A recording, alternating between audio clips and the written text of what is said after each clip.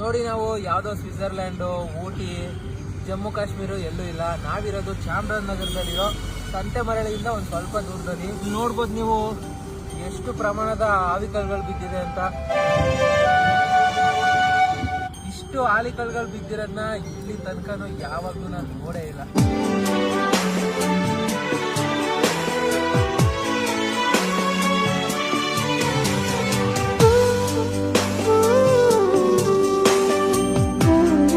ಅದು ಒಂದೋ ಎರಡೋ ಮನೆ ಹತ್ರ ನೋಡ್ತಿದ್ವಿ, ಅದು ಇಷ್ಟೊಂದು ಆಲಿಕಲ್ಗಳು